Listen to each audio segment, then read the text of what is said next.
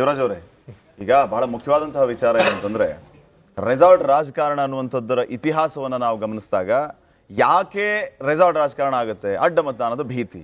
ಹಾಗಿದ್ರೆ ಕಾಂಗ್ರೆಸ್ನಲ್ಲಿ ಅಡ್ಡ ಮತದಾನದ ಭೀತಿ ಮತ್ತು ಡಿ ಕೆ ಶಿವಕುಮಾರ್ ವಿರೋಧಿ ಬಣ ಎಲ್ಲಿ ನಮ್ಮನ್ನ ಈ ಉದ್ದೇಶವನ್ನ ಇಟ್ಕೊಂಡೇ ಅಡ್ಡ ಮತದಾನ ಮಾಡಿ ನಮ್ಮ ಕ್ಯಾಂಡಿಡೇಟ್ನ ಸೋಲಿಸ್ಬಿಡ್ತಾರೋ ಅನ್ನೋಂತಹ ಭೀತಿಯಿಂದ 140 ರೂಮ್ನ ಬುಕ್ ಮಾಡಿದ್ರ ಅನ್ನುವಂಥ ಪ್ರಶ್ನೆ ಒಂದು ಕಡೆ ಆದರೆ, ಮತ್ತೊಂದು JDS ಈ ರೆಸಾರ್ಟ್ ಪಾಲಿಟಿಕ್ಸ್ನ ಹೆಂಗೆ ನೋಡುತ್ತೆ?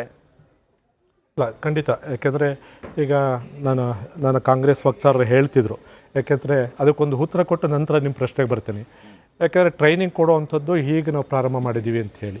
ಹಿಂದೆ ಹಲವಾರು ಚುನಾವಣೆಗಳನ್ನು ಕಾಂಗ್ರೆಸ್ ಎದುರಿಸಿದೆ, ನಾವು ಎದುರಿಸಿದ್ವಿ, BJPನೂ ಎದುರಿಸಿದೆ. ಅವತ್ತು ಟ್ರೈನಿಂಗ್ ಕೊಡದೇ ಎಲೆಕ್ಷನ್ ಮಾಡೋರಲ್ಲ, ಅವತ್ತು ಯಾಕೆ ಈ ಪ್ರಶ್ನೆ ಬರಲಿಲ್ಲ ಅಂತಕ್ಕಂಥದ್ದು ಒಂದು. ಟ್ರೈನಿಂಗ್ ಅನ್ನೋದು ಇವತ್ತು ಅಲ್ಲ, ಒಂದು ನಾನು complete please let me hello. ಆಮೇಲೆ ಟ್ರೈನಿಂಗ್ ಕೊಡುವಂಥದ್ದು ಇವತ್ತೇ ಯಾಕೆ ಉದ್ಭವಿಸ್ತು?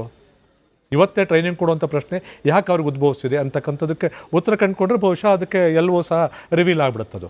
ಈಗ ಒಂದು ನನ್ನ ರಾಜ್ಯದಲ್ಲಿ 136+ ಸೀಟನ್ನು ಇಟ್ಕೊಂಡಿರ್ತಕ್ಕಂಥ ಒಂದು ಪಕ್ಷ ಮತ್ತು ಇವತ್ತು ಅವ್ರದ್ದೇ ಸರ್ಕಾರ ಇರ್ತಕ್ಕಂಥ ಪಕ್ಷ ರೆಸಾರ್ಟ್ಗೆ ಹೋಗಿ ತನ್ನ ಪಕ್ಷದ ಶಾಸಕರ ವಿಶ್ವಾಸಕ್ಕೆ ಧಕ್ಕೆ ಬರುವಂಥ ನಡೆ ಇದೆಯಲ್ಲ, ಇದಂತೂ ಒಂದು ಯಾವುದೇ ಪಕ್ಷ ಆಗಿರಲಿ ಇಂತಹ ಒಂದು ನಡೆ ಆ ಪಕ್ಷಕ್ಕೆ ತಂದಂಥ ಒಂದು ದುಸ್ಥಿತಿ ಅಥವಾ ಒಂದು ದುರಂತ ಇದು. ಯಾಕೆಂದರೆ ತನ್ನ ಪಕ್ಷದ ಒಂದು ಶಾಸಕರ ಮೇಲೆ ನಂಬಿಕೆ ಇಲ್ಲದೇನೆ ತಾನೇ ಆಡಳಿತ ಪಕ್ಷದಲ್ಲಿದ್ದು ಇದ್ದಾಗ್ಯೂ ಸಹ ನೀವು ರೆಸಾರ್ಟ್ಗೆ ಹೋಗುವಂಥ ಪರಿಸ್ಥಿತಿ ಆ ಪಕ್ಷಕ್ಕೆ ಬಂದಿದೆಯಲ್ಲ, ಇದು ನಿಜಕ್ಕೂ ಒಂದು ಈ ದೇಶದ ಒಂದು ಅಥವಾ ನಮ್ಮ ರಾಜ್ಯದ ಒಂದು ರಾಜಕೀಯ ಇತಿಹಾಸದಲ್ಲಿ ಒಂದು ದುಸ್ಥಿತಿ. ಇದು ಒಂದು ಕಡೆ ಇಟ್ಕೊಳ್ಳೋಣ. ಈಗೇನಾಗಿದೆ, ಕಾಂಗ್ರೆಸ್ ಪಕ್ಷಕ್ಕೆ ತಂದೇ ಆದ ಇತಿಹಾಸ ಇದೆ. ಏನು ಅಫಿಷಿಯಲ್ ಕ್ಯಾಂಡಿಡೇಟ್ನ ನಿಲ್ಲಿಸಿ ಅವರನ್ನು ಸೋಲಿಸಿ ಅನ್ಅಫಿಷಿಯಲ್ ಕ್ಯಾಂಡಿಡೇಟ್ನ ಇವತ್ತು ದಿವಸ ಗೆಲ್ಲಿಸಿರುವಂಥ ಉದಾಹರಣೆ ನಮ್ಮ ರಾಜ್ಯದ ಇತಿಹಾಸದಲ್ಲಿ ಖಂಡಿತವಾಗಿ ಹಲವಾರುಗಳನ್ನ ನಾವು ನೋಡ್ಬೋದು. ಒಂದಲ್ಲ ಎರಡಲ್ಲ ಹಲವಾರು ಕೊಡ್ಬೋದು. ಬಟ್ ಬಿಡಲ್ಲ, ನಾನು ಅದನ್ನು ಲಂಬಿಸ್ಲಿಕ್ಕೆ ಹೋಗಲ್ಲ. ಹೀಗೆ ಬಂದಿರತಕ್ಕಂಥದ್ದು ಏನು, ಇವತ್ತು ನನ್ನ ರಾಜ್ಯಕ್ಕೆ ಇವ್ರು ಏನು ಹೇಳಲಿಕ್ಕೆ ಕೊಟ್ಟಿದ್ದಾರೆ ಅಂತಕ್ಕಂಥದ್ದು. ಇವಾಗ ಹೊಸ ಮುಖ್ಯಮಂತ್ರಿಗಳು ಬಂದಿದ್ದಾರೆ. ಈಗಾಗಲೇ ನೀವು ಹೇಳಿದಾಗೆ ಇವತ್ತೇನು ರೆಸಾರ್ಟ್ ರಾಜಕಾರಣದ ಅಗತ್ಯ ಅಥವಾ ಅನಿವಾರ್ಯತೆ ಬಗ್ಗೆ ನೀವು ಮಾತನಾಡ್ತಿದ್ರಿ, ಅದರಲ್ಲೂ ಅದನ್ನು ಸ್ವಲ್ಪ ಮಾಡಿಫೈ ಮಾಡಿಕೊಂಡ್ರೆ ಏನು ರೆಸಾರ್ಟ್ ರಾಜಕಾರಣ ಇವತ್ತು ಆಡಳಿತದಲ್ಲಿರ್ತಕ್ಕಂಥ ಪಕ್ಷಕ್ಕೆ ಅನಿವಾರ್ಯ ಆಯ್ತಲ್ಲ, ಅದ್ರ ಬಗ್ಗೆ ನನಗೆ ಇವತ್ತು ಆಶ್ಚರ್ಯ ಆಗ್ತಿರ್ತಕ್ಕಂಥದ್ದು. ಬೇರೆ ಪಕ್ಷಗಳಲ್ಲಿ ಬಿಡಿ, ಸಹಜವಾಗಿರುತ್ತೆ. ಯಾಕೆಂದರೆ ವಿರೋಧ ಪಕ್ಷಗಳ ಶಾಸಕರನ್ನ ಆಯಾ ಪಕ್ಷದವರು ಇಟ್ಕೊಳ್ಳುವಂಥದ್ದು ಇದೆಯಲ್ಲ, ಆ ಕಷ್ಟ ಅವ್ರು ಎಲ್ಲರಿಗೂ ಗೊತ್ತಿರುತ್ತೆ. ವಿರೋಧ ಪಕ್ಷದಲ್ಲಿ ಕೆಲಸ ಮಾಡಿದಾಗ ಅದರವ್ರಿಗೆ ಆ ನೋವು ಗೊತ್ತಿರುತ್ತೆ. ಆದರೆ ಆಡಳಿತ ಪಕ್ಷಕ್ಕೆ ಈ ನೋವು ಬಂತಲ್ಲ ಯಾಕೆ? ಇದಕ್ಕೆ ನಮ್ಗೆ ಇಲ್ಲಿವರೆಗೂ ಉತ್ತರ ಸಿಗದೆ ಇರುವಂಥ ಪರಿಸ್ಥಿತಿ. ಅಲ್ಲ, ಖಂಡಿತವಾಗಿ ಅಲ್ಲ ನಾನು ದಯವಿಟ್ಟು ನಾನು ಬಹಳಷ್ಟು ಗಂಭೀರವಾಗಿ ನಿಮ್ಗೆ ರಿಪ್ಲೈ ಮಾಡಿ ಅಲ್ಲ ನಾನು ಹೇಳಿದಲ್ಲ, ದಯವಿಟ್ಟು ನೀವು ಇಂಟರಪ್ಟ್ ಮಾಡಿದ್ರೆ ನಾನು ಆಮೇಲೆ ನಿಮ್ಗೆ ಅಲ್ಲ sorry don't show your byte here. ನಾನು ಹೇಳಿದಲ್ಲ, ದಯವಿಟ್ಟು ಬೇಡ ಇಟ್ ಇಸ್ ಬೈಟ್. ನಾನು sorry, you are not a person to question me. ನಾನು ಕಂಪ್ಲೀಟ್ ನಾನು ಹೇಳಿದಲ್ಲ, ದಯವಿಟ್ಟು ಕುತ್ಕೋಬೇಡಿ ನೀವು. Don't interrupt.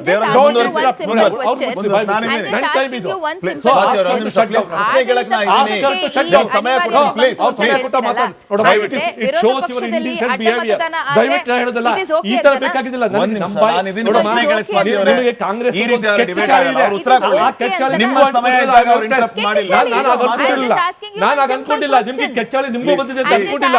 ನನ್ನನ್ನ ಇಂಟರಪ್ಟ್ ಮಾಡಬೇಡಿ ಪ್ಲೀಸ್. Don't interrupt me. ನಾನು ಮಾಡಿಲ್ಲ, ನಾವ್ ಯಾರು ಮಾಡಿದ್ದಿಲ್ಲ. Don't kill the TV time. ನಾನು ಹೇಳಿದಲ್ಲ, ಡೋಂಟ್ ಇಂಡಿಸೆಂಟ್ ಬಿಹೇವ್ ಮಾಡಬೇಡಿ ಪ್ಲೀಸ್. ನೋಡಿ ಸರ್, ಮಾತಾಡ್ಲಿಕ್ಕೆ ಈ ತರ ಇಂಟರಪ್ಟ್ ಮಾತಾಡ್ಲಿಕ್ಕೆ ಆಗಲ್ಲ. ಡಿಸೆನ್ಸಿ ಇಲ್ಲದೆ ನಾನು ಮಾಡ್ಲಿಕ್ಕೆ ಆಗಲ್ಲ. ಕಲ್ತು ಬರ್ಲಿಕ್ಕೆ ಹೇಳಿ ಅದನ್ನು ಹೋಗಿತ್ತಾ ನನಗೆ ನೀವಲ್ರಿ ಕ್ವಶನ್ ಮಾಡ್ಬೇಕಾದ್ರೆ ನಾನು ಒಪಿನಿಯನ್ ಹೇಳಿದ್ರೆ ಕೇಳ್ರಿ. ನಾನು ಹೇಳಿದ್ರೆ ಕೇಳ್ರಿ. ನೀವು ಆ ಕ್ವಶನ್ ಮಾಡ್ಬೇಕಾದ್ರೆ ಮಾಡಿದ್ರೆ ಅವ್ರನ್ನ ಪ್ರಶ್ನೆ ಮಾಡ್ತೀರಾ ನೀವು? ನಿಮ್ಗೆ ಏನು ಇಂಡಿಸೆಂಟ್ ಬಿಹೇವಿಯರ್ ನಾನು ಹೇಳ್ತಲ್ಲ. ನಾನು ಹೇಳ್ತಿದ್ದೀನಿ ನೋಡಿ, ದಯವಿಟ್ಟು ನನಗೆ ಬೇರೆ ಮಾತಾಡಲಿಕ್ಕೆ ಮತ್ತೆ ನೋಡಿ. ನಾನು ಹೇಳಿದಲ್ಲ, ಟೋಟಲಿ ಇಂಡಿಸೆಂಟ್ ಬಿಹೇವ್ ಮಾಡೋದು ಅವ್ರು ಕಾಂಗ್ರೆಸ್ ಕಲ್ಚರ್ ಅಂತ ಕಾಣುತ್ತೆ. ಅದು ತೋರಿಸ್ತಾ ಇದ್ದಾರೆ ಅಷ್ಟೇ. ಅಂದ್ರೆ ಇಲ್ಲಿ ನಮ್ಮ ಮಾತುಗಳು ಜನಗಳು ಕೇಳಿಸಬಾರ್ದು, ಬ್ಲಾಕ್ ಮಾಡಬೇಕು. ಕಾಲೇಜಲ್ಲಿ ಶಬ್ದ ಹಿಂಗೇನೆ ಅಸಹ್ಯ ಆಗುತ್ತೆ ಮಾತನಾಡ್ಲಿಕ್ಕೆ, ಅಸಹ್ಯ ಆಗುತ್ತೆ. ನಿಮ್ದು ದುರುದ್ದೇಶ, ನಿಮ್ ದುರುದ್ದೇಶ ದುರ್ನಡೆ. ನಮ್ಮ ವ್ಯೂವರ್ಸ್ ಟೈಮ್ ವೇಸ್ಟ್ ಆಗುತ್ತೆ, ನಿಮಗೆ ಟೈಮ್ ಕೊಡ್ತೀನಿ. ದೇವರಾಜ್ ಅವರು ಮುಂದುವರಿಸಿ ಸರ್. ಈಗ ಈ ಕಾಂಗ್ರೆಸ್ನ ನಡೆ ಇದೆಯಲ್ಲ, ಇತಿಹಾಸದಲ್ಲಿ ನೀವು ತೊಗೊಂಡ್ರೆ ತನ್ನ ಅಫಿಷಿಯಲ್ ಕ್ಯಾಂಡಿಡೇಟನ್ನೇ ತಾನೇ ಸೋಲಿಸಿ ಅನ್ಅಫಿಷಿಯಲ್ ಕ್ಯಾಂಡಿಡೇಟ್ನ ಗೆಲ್ಲಿಸಿರುವಂಥ ಉದಾಹರಣೆಗಳು ನಮ್ಮಲ್ಲಿದೆ. ಒಂದು ಕಡೆ ಇಟ್ಕೊಳ್ಳೋಣ ಇದನ್ನು. ಈಗ ಇಲ್ಲಿ ಆಗ್ತಕ್ಕಂಥದ್ದು ಏನು, ಈಗ ನಡೀತಿರ್ತಕ್ಕಂಥದ್ದೇನು ರಾಜಕೀಯ. ಈಗಾಗಲೇ ನನ್ನ ಪತ್ರಕ್ಕೆ ಇವಾಗ ಅನಲಿಸ್ಟ್ ಅದನ್ನು ಭಾಳಷ್ಟು ಸಮೀವುಲ್ಲಾ ಸರ್ ಹೇಳ್ತಾ ಇದ್ರು. ಏನು ಇವತ್ತು ಆಗಿರ್ತಕ್ಕಂಥ ಕಾಂಗ್ರೆಸ್ನಲ್ಲಿ ಆಗಿರ್ತಕ್ಕಂಥ ಬೆಳವಣಿಗೆ ಯಾವುದೇ ರೀತಿಯಲ್ಲಿ ಒಂದು ನೈತಿಕವಾದ ಮತದಾನ, ಆತ್ಮವಿಶ್ವಾಸದಲ್ಲಿ ಆಗ್ತಕ್ಕಂಥ ಒಂದು ಮತದಾನ ಮತ್ತು ಸ್ವಾಭಿಮಾನದ ಪ್ರಶ್ನೆಗಳು ಇವೆಲ್ಲವೂ ಸಹ ಪಕ್ಷದಲ್ಲಿ ಉದ್ಭವ ಆಗಿಬಿಟ್ಟಿದೆ. ಸೊ ಈ ಪ್ರಶ್ನೆಗಳು ಯಾವ ರೀತಿ ಮತದಾನ ಮಾಡುತ್ತೆ, ಹೇಗೆ ಮತದಾನ ಮಾಡುತ್ತೆ ನನಗೆ ಗೊತ್ತಿದ್ದಿಲ್ಲ. ಬಟ್ ನಮಗಂತೂ ಭಾಳ ಸ್ಪಷ್ಟ ಇದೆ.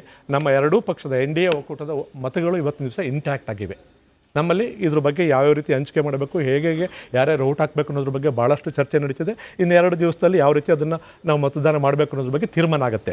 ಈಗ ಉಳ್ಕೊಂಡಿರ್ತಕ್ಕಂಥದ್ದೇನು ಅವ್ರಿಗೂ ಕೊರತೆ ಇದೆ, ನಮಗೂ ಕೊರತೆ ಇದೆ. ಈ ಕೊರತೆಗಳನ್ನು ಯಾರು ತುಂಬ್ತಾರೆ ಅನ್ನೋತಕ್ಕಂಥ ಪ್ರಶ್ನೆ ನಮ್ಮ ರಾಜ್ಯದ ಮುಂದೆ ಇದೆ. ಬಹುಶಃ ಮುಂದೆ ನಾವು ನೋಡೋಣ ಯಾವ ರೀತಿ ಬರುತ್ತೆ ಅಂತಕ್ಕಂಥದ್ದನ್ನು ನಾವು ನೋಡೋಣ. ನನ್ನ ಪ್ರಶ್ನೆ ದೇವರಾಜ್ ಈಗ ಅಡ್ಡ ಮತದಾನದಿಂದ ಈ ರೀತಿ ಕಾಂಗ್ರೆಸ್ನವರು ಮಾಡ್ತಾ ಇದ್ದಾರೆ, ನೈತಿಕತೆ ಮತ್ತೊಂದು ಮಗದೊಂದು ಅಂತ ನೀವು ಹೇಳ್ತಾ ಇದ್ದೀರಿ.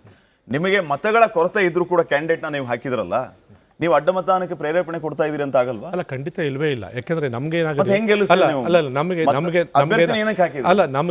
ನಮಗೆ ಸ್ಪಷ್ಟವಾಗಿತ್ತು. ನಮ್ಮಲ್ಲಿ 18 ಮತಗಳಿವೆ, ಉಳಿಕೆ ಮತಗಳು ಬಿಜೆಪಿಯಿಂದ ಬರ್ತವೆ ಅಂತಕ್ಕಂಥದ್ದನ್ನ ಡಿಸ್ಕಸ್ ಮಾಡಿ ಒಂದಲ್ಲ ಒಂದ್ ರೀತಿ ಅಡ್ಡ ಮತದಾನಕ್ಕೆ ಪ್ರಯತ್ನ ಮಾಡಿಯೇ ಮಾಡ್ತೀರಿ. ನಾವು ಖಂಡಿತವಾಗಿಯೂ ನಾವು ಇವತ್ತಿನವರೆಗೂ ಹೇಳ್ತಿದ್ವಿ, ನಾವು ಯಾವುದೇ ಕಾರಣಕ್ಕೂ ಕಾಂಗ್ರೆಸ್ನ ಯಾವೊಬ್ಬ ಶಾಸಕರು ಸಹ ಇಲ್ಲಿವರೆಗೂ ನಾವು ಕಾಂಟ್ಯಾಕ್ಟ್ ಮಾಡಿಲ್ಲ. ಕಾಂಗ್ರೆಸ್ ಅಂತಲ್ಲ, ಈಗ ಸಂಖ್ಯಾಬಲ ಇಲ್ಲ ಅಂತಂದ್ರೆ ನೀವು ಅಭ್ಯರ್ಥಿಯನ್ನ ಹಾಕಿದ್ರು, ವಾಟ್ ಇಟ್ ಮೀನ್ಸ್? ಅಲ್ಲ ಇಲ್ಲ ನಿಮಗೆ ನೋಡಿ, ಇದು ಪ್ರಿಫರೆನ್ಷಿಯಲ್ ಓಟು. ಆಗ್ಲೇ ನಾನು ಕಾಂಗ್ರೆಸ್ ವಕ್ತಾರ ಹೇಳ್ತಿದ್ದಾಗ ಈ ಟೀಚರ್ಸ್ ಕಾನ್ಸ್ಟಿಟ್ಯೂನ್ಸಿನಲ್ಲಿ ಬೇರೆ ಇದೇ ಬೇರೆ ಅಂತ, ಅಲ್ಲೂ ಪ್ರಿಫರೆನ್ಷಿಯಲ್ ಓಟು, ಇಲ್ಲೂ ಪ್ರಿಫರೆನ್ಷಿಯಲ್ ಓಟೆ. ಅಲ್ಲಿ ಪ್ರಶ್ನೆ ಅದಲ್ವೇ ಅಲ್ಲ.